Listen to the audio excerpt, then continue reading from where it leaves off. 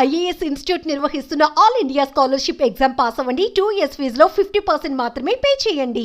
మనోజ్, నువ్వు నా బిడ్డవి. లక్ష్మీ ప్రసన్న, విష్ణువర్ధన్ బాబు, మనోజ్ కుమార్.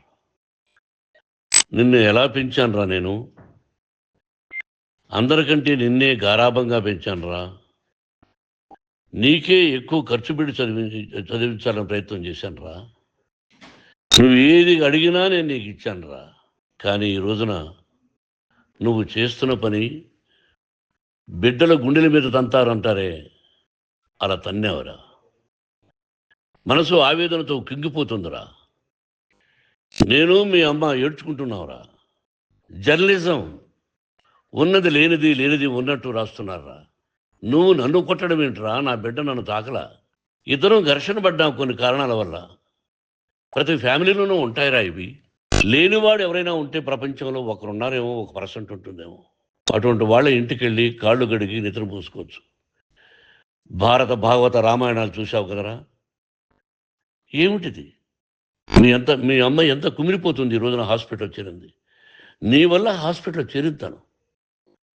చూడు మనోజ్, నీకన్నీ ఇచ్చిన ఈ రోజున నువ్వు నా గుండెల మీద తనడమే కాకుండా అపకీర్తి తీసుకొచ్చావు. ఏదేదో రాశావు, ఏదేదో చెప్తున్నావు.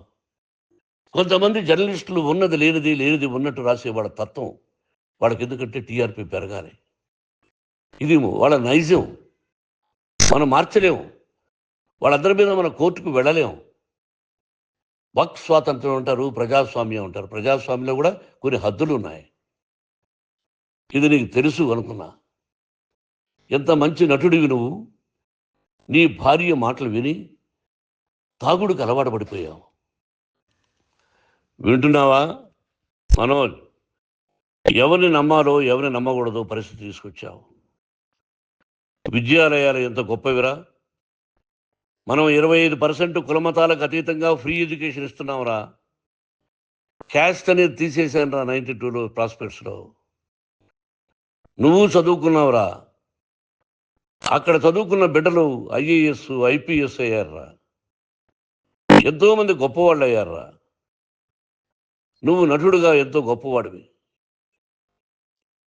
తాగుడికి అలవాడబడి నువ్వు నీ భార్య ఇంట్లో బిహేవ్ చేస్తున్న విధానం ఆ భగవంతుడు సర్వేశ్వరుడు తెలుసు.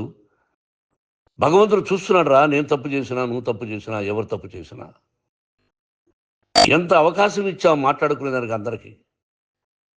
ఇన్ని సంవత్సరాల్లో మన విద్యాలయాల్లో ఒక్క తల్లి కానీ ఒక తండ్రి కానీ ఏమైనా చెప్పారా? ఆ బిడ్డలు మన బిడ్డలు రా. మీరెంతో నాకు అక్కడ ఉన్నవాడు కూడా నా కూతుర్లు, నా కుమారులు. ఎంతమందికి ఫ్రీ ఎడ్యుకేషన్ ఇస్తున్నావు. వాడి దగ్గర ఏది ఆశించరా. నువ్వు ఎందుకు ఇలా తయారైపోయావు? ఎందుకు ఇంట్లో ఉండే పని వాళ్ళందరినీ కొడుతున్నావు?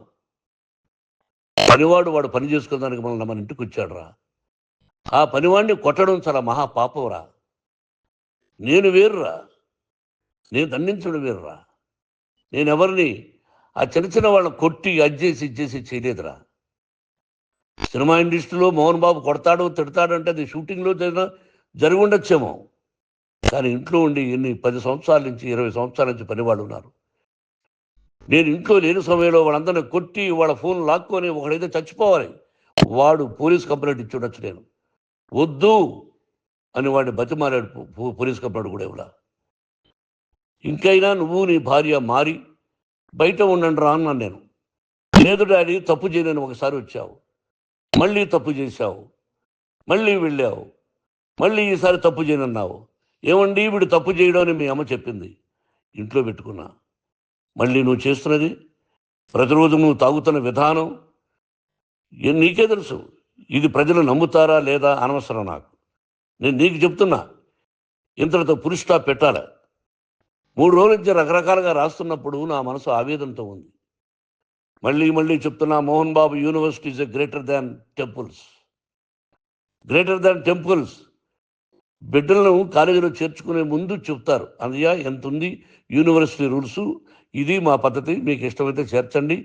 గవర్నమెంట్ బిడ్డల్ని గవర్నమెంట్ ఏమిస్తుందో ఇంత పర్సంటేజీ వాళ్ళకు కూడా మీ దగ్గర ఎందుకు డబ్బు తీసుకుంటున్నామంటే దానికి అర్థం పరమార్థం చెప్పాము.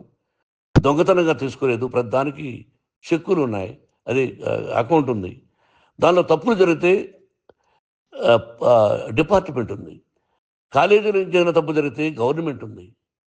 ఇవన్నీ నీకు తెలుసు. ఈ రోజున ప్రపంచంలోనే నెంబర్ 1గా చేయాలని మీ అన్న కష్టపడి ఇతర దేశాల్లో నెంబర్ 1 యూనివర్సిటీ టైఅప్ చేశాడు. ఈ రోజు నువ్వు చేసిన విధానం ఏమిటి? నువ్వే ఒకప్పుడు నాకు ఇవి ఏమొద్దు, నేను యాక్టింగ్ అన్నావు. ఈ రోజున ఏం చేస్తున్నావు? విద్యాలయాల మీద పడ్డావు. తల్లిదండ్రులు చాలా గొప్పవాళ్ళరా. కొంతమందికి డబ్బు కట్టలేకపోవచ్చు, కట్టని వాళ్ళకు కొంత సహాయం చేసాం. అంతా సహాయం చేయలేము. బ్యాంకుల్లో డబ్బు కట్టాలి, లెక్చరర్స్కి డబ్బులు ఇవ్వాలి, యూనివర్సిటీ బ్రహ్మాండంగా నడపాలంటే మంచి లెక్చరర్స్ కావాలి. ఇవన్నీ తెలిసి చేస్తున్నావురా 32, 33 సంవత్సరాల నుంచి. అది పక్కన పెడితే అందరినీ కొట్టడానికి వస్తావు. మీ అన్నం తిడతావు. ఒక వ్యక్తి వినయ్ గారని ఆయన వ్యక్తి హెల్ప్ చేయడానికి వస్తే ఆ వినయ్ ఎవరు లజ్జాగుడికి చంపేస్తాను వాడు అన్నావు. ఇవన్నీ ఎంత తప్పురా? అంటే మీ నాన్నగారికి ఎవరు సహాయం చేయడానికి వస్తే వాళ్ళ చంపేస్తానంటావు. మీ అన్నను చంపేస్తానన్నావు. చంపరా చూద్దాం మీ అన్న. నేనే అన్నా. తాకరా నీ ధైర్యం ఉంటే అన్నా. ఎంతమందిని చంపాలనుకుంటున్నావు? ఎంతమందిని చేయాలనుకుంటున్నావు? నువ్వు ఏం సాధించాలనుకుంటున్నావు? ఆలోచించుకో. ఈ ఇంట్లోకి అడుగు పెట్టడానికి నీకు అధికారం లేదు. ఇది నా కష్టార్జితం. మా నాన్నగారు 10 రూపాయలు 10 పైసలు కూడా ఇవ్వలేదురా. మంచి జన్మనిచ్చాడు మా నాన్నగారు. మద్రాసుకు వెళ్ళి వీధుల్లో అడుగు తిన్నాను రా. ఒక పూట కూడా భోజనం లేకుండా అడుగు తిన్నాను రా. న్యాయంగా మోహన్ బాబు తిడతాడు కొడతాడంటారు కానీ మోసగడనం లేదురా. నీట్ పార్లమెంటేరియన్గా బయట వచ్చాను రా. నువ్వు నా పరువు ప్రఖ్యాతులు మంట కలిపావు. ఏమిటి నేను చేసిన అన్యాయం? నీకు జన్మనిచ్చాను, అదా నేను చేసిన పాపం. అందుకే ఇది నా ఇల్లు అన్నావు. నువ్వు నీ ఇల్లు కాదు. నీ కష్టార్జితంతో నువ్వు సంపాదించుకున్న ఇల్లు నీది. ఇది నా డబ్బు, నా కష్టార్జితం. నా కష్టార్జితంలో నేను పిలిస్తేనే మీరు ఇంట్లోకి రావాలి. అటువంటిది పోగొట్టుకున్నావు నువ్వు. ఆస్తులు అంటావా? ముగ్గురికి సమానంగా రాయాలా లేదా అది నా ఇష్టం. ఆస్తులు ఇస్తానా, లేకపోతే గంగపాలు చేస్తానా, లేకపోతే ఎవరికైనా దానధర్మాలు చేస్తానా, అది నాకు సంబంధించిందిరా. నా కష్టార్జితం రా. మీరు చేస్తున్న విధానం గుణగణాలు కావాలరా. మందు తాగచ్చురా. ఎంత తాగాలి? నేను కూడా 1 or 2 పెగ్స్ తీసుకుంటా. ఇది తప్పు కాదు, జనానికి తెలియాలి. నా డబ్బు ఇది. ఏ తాగి ఎవరిని కొట్లా, తాగి నేను తింటున్నా. అది ప్రజలకు అక్కర్లా. నేను తప్పు చేస్తేనే ప్రజలకు కావాలా. ఇవన్నీ ఉన్నాయిరా. ఇవన్నీ తెలుసుకో. జర్నలిస్ట్ సోదరులారా, మీకు నా గతాన్ని తెలుసు, నా భవిష్యత్తు, నేను ఎక్కడి నుంచి వచ్చాను కూడా మీకు తెలుసు. ఈ రోజున మీరు రాస్తున్న విధానం, నా బిడ్డ నన్ను కొట్టాడన్నారు. ఎంత తప్పు! ఈ రోజున నా బిడ్డ మీద కోపంతో అవును చెప్పచ్చు. కాదు, వాడు నా మీద చెయ్యెత్తలేదు. నేను ఘర్షణ పడ్డాం. ఘర్షణ వేరు, కొట్టుకోవడం వేరు. గాయాలతో హాస్పిటల్కి వచ్చి కుంటుకుంటుగా నడిచాడు. మళ్ళీ ఏమని పోలీస్ స్టేషన్కి వెళ్ళి చెప్పాడు. ఎవరో 2 ఉన్నారు, వాళ్ళిద్దరూ నా మీద దాడి చేశారన్నాడు. నా ఇంట్లో పనిచేస్తున్న వ్యక్తుల గురించి పోలీస్ స్టేషన్కి వెళ్ళి చెప్పవలసిన అవసరం అతనికి లేదు, హక్కు లేదు. పోలీస్ డిపార్ట్మెంట్ కూడా తెలుసుకోవాల్సిన విషయం. నా ఇంట్లో ఉండే వర్కర్స్ మీద నేను కంప్లైంట్ ఇవ్వాలి. నువ్వు పర్మిషన్ లేకుండా నా ఇంట్లోకి నువ్వు చొరబడి ఇల్లు నాదంటూ ఇంట్లో పనిచేస్తున్న వర్కర్స్ మీద కంప్లైంట్ ఇచ్చావు. అది ఎంతవరకు పోలీసు న్యాయమో రూల్సో చూద్దాం.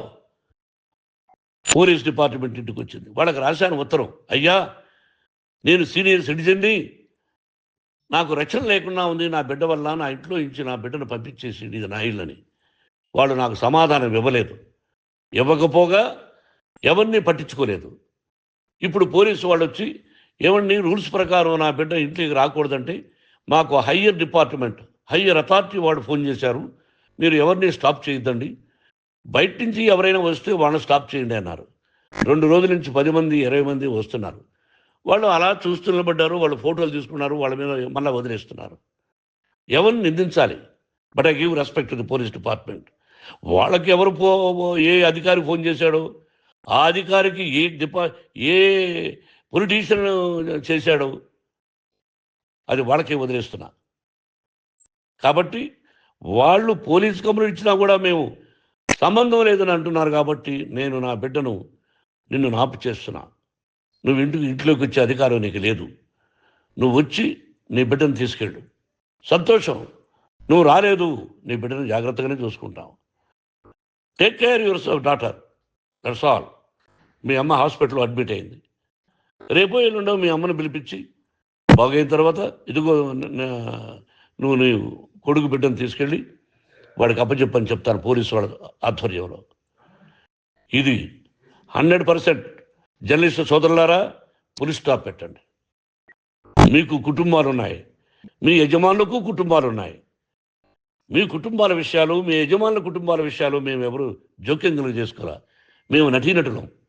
మాది తప్పుంటే నటుడుగా నన్ను ఫెయిల్యూర్ అని రాయండి, నా నటన బాగలేకపోతే రాయండి. బట్ ఇంటి లోపల సందులో నుంచి చూస్తూ తప్పు చేస్తున్నామని ఉన్నది లేనిది లేనిది ఉన్నట్టు రాయకండి. మీకు నా హృదయపూర్వక నమస్కారాలు. ఇన్ని రోజులు హృదయపూర్వకంగా ఎంకరేజ్మెంట్ చేశారు. ఆ ఎంకరేజ్మెంట్కు నమస్కారం చేసుకుంటూ I love you all. I love you police department. మీరు న్యాయంగా ధర్మంగా నడుచుకోండి, ఎవరికి తొత్తుల్లాగా ఉండొద్దండి అని మనవి చేసుకుంటూ నేను సెలవు తీసుకుంటాను. Thank you very much for all the journalist. ఇక్కడ పులి స్టాప్ పెట్టండి, పులి స్టాప్ పెట్టండి. Thank you very much.